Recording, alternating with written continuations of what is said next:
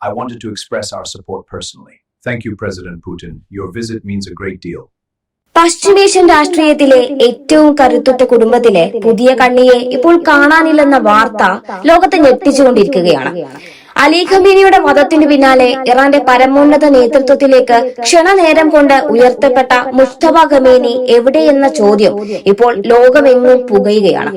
സ്ഥാനം ഏറ്റെടുത്ത ദിവസങ്ങൾ പിന്നിട്ടിട്ടും ഒരു തവണ പോലും ക്യാമറയ്ക്ക് മുന്നിൽ വരാനോ ജനങ്ങളെ അഭിസംബോധന ചെയ്യാനോ അദ്ദേഹം തയ്യാറാകാത്തതാണ് ദുരൂഹത വർദ്ധിപ്പിക്കുന്നത്. അദ്ദേഹം കൊല്ലപ്പെട്ടുവെന്നും അതല്ല അതീവ ഗുരുതരാവസ്ഥയിൽ ലൈഫ് സപ്പോർട്ടിലാണെന്നുമുള്ള റിപ്പോർട്ടുകൾ പുറത്തുവരുമ്പോൾ അമേരിക്കയും ഇസ്രയേലും ഈ നീക്കങ്ങളെ കടുത്ത സംശയത്തോടെയാണ് നോക്കിക്കാണുന്നത്. മുസ്തഫ സുരക്ഷിതനാണെന്ന് ഇറാൻ ഔദ്യോഗികമായി തന്നെ വാദിക്കുമ്പോഴും അദ്ദേഹത്തിന് പരിക്കേറ്റതായും പൊതുജന മധ്യത്തിൽ നിന്ന് അദ്ദേഹം അപ്രത്യക്ഷനായതായും പെന്റഗൺ മേധാവി പീറ്റ് ഹെക്സത്ത് സൂചിപ്പിച്ചത് ഇറാനിലെ അധികാര കേന്ദ്രങ്ങളിൽ എന്തോ വലിയ ഒരു തകരാർ സംഭവിച്ചിട്ടുണ്ടെന്നതിന്റെ തെളിവ് കൂടിയാണ്. മുസ്തഫയുടെ അവസ്ഥയെക്കുറിച്ച് പ്രധാനമായും 5 തരം അവകാശവാദങ്ങളാണ് ഇപ്പോൾ അന്താരാഷ്ട്ര മാധ്യമങ്ങളിൽ നിറയുന്നത്. അദ്ദേഹം വെന്റിലേറ്ററിന്റെ സഹായത്തോടെയാണ് ശ്വസിക്കുന്നതെന്നും തലച്ചോറിന്റെ പ്രവർത്തനം മന്ദഗതിയിലാണെന്നുമുള്ള ദി സൺ റിപ്പോർട്ടുകൾ കേവലം ഊഹാപോഹങ്ങളല്ലെന്നാണ് വൃത്തങ്ങൾ സൂചിപ്പിക്കുന്നത്.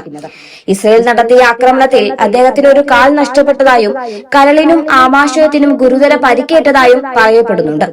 മറ്റൊരു ഞെട്ടിക്കുന്ന റിപ്പോർട്ട് പ്രകാരം വിദഗ്ധ ചികിത്സയ്ക്കായി വ്ളാഡിമിർ പുടിന്റെ പ്രത്യേക നിർദ്ദേശപ്രകാരം മാർച്ച് 12 തന്നെ മുസ്തഫയെ റഷ്യയിലേക്ക് മാറ്റിയതായും സൂചനയുണ്ട്. എന്നാൽ ഈ വാർത്തകളെയെല്ലാം തള്ളിക്കളയുന്ന ഇറാൻ അധികൃതർ അദ്ദേഹം സുരക്ഷിതനാണെന്നും സുരക്ഷാ കാരണങ്ങളാൽ ഒളിവിൽ കഴിയുകയാണെന്നുമാണ് അവകാശപ്പെടുന്നത്.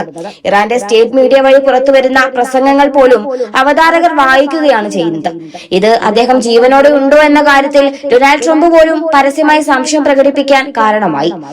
ആരും കാണാത്തൊരു നേതാവ് എങ്ങനെ രാജ്യം ഭരിക്കുമെന്ന ചോദ്യം ഇപ്പോൾ ഇറാന്റെ തെരുവുകളിൽ നിന്നും ഉയരുന്നുണ്ട്. ഇറാൻ സൈന്യവും റവല്യൂഷണറി ഗാർഡും പുറത്തുവിടുന്ന പ്രസ്താവനകളിൽ മുസ്തഫയുടെ പേരുണ്ടെങ്കിലും അദ്ദേഹം നേരിട്ട് ഒരു തീരുമാനവും എടുക്കുന്നില്ല എന്നതാണ് വസ്തുത. നിലവിൽ മിസൈൽ ഡ്രോൺ ആക്രമണങ്ങൾ ഉൾപ്പെടെയുള്ള എല്ലാ സൈനിക പ്രവർത്തനങ്ങളും IRGC നേരിട്ടാണ് നിയന്ത്രിക്കുന്നത്. പരമോന്നത നേതാവ് എന്ന പദവിയിൽ ഒരാളെ പ്രതിഷ്ഠിച്ചിട്ടുണ്ടെങ്കിലും അധികാരം മുഴുവൻ സൈനിക നേതൃത്വത്തിന്റെ കൈകളിലേക്ക് മാറിയ ഒരവസ്ഥയാണ് ഇറാനിൽ ഇപ്പോൾ. മൊഹ്സൈൻ റസായിയെ സൈനിക ഉപദേഷ്ടാവായി നിയമിച്ചുകൊണ്ടുള്ള പ്രസ്താവന പുറത്തു വന്നെങ്കിലും അതിന്റെ ആധികാരികത ചോദ്യം ചെയ്യപ്പെടുകയാണ്. ഒരു വശത്ത് പിതാവിന്റെ മരണത്തിന് പ്രതികാരം ചെയ്യുമെന്ന് പ്രഖ്യാപിക്കുമ്പോഴും മറുവശത്ത് പുതിയ നേതാവിന്റെ ആരോഗ്യസ്ഥിതിയെക്കുറിച്ചുള്ള വിവരശൂന്യത ഇറാനെ ഒരു വലിയ സങ്കീർണതയിലേക്കാണ് തള്ളിവിട്ടിരിക്കുന്നത്. ഈ നിശബ്ദത ഒരു വലിയ കൊടുങ്കാറ്റിന് മുന്നോടിയാണോ അതോ ഇറാന്റെ പതനത്തിന്റെ തുടക്കമാണോ എന്ന് വരും ദിവസങ്ങളിൽ വ്യക്തമാവും.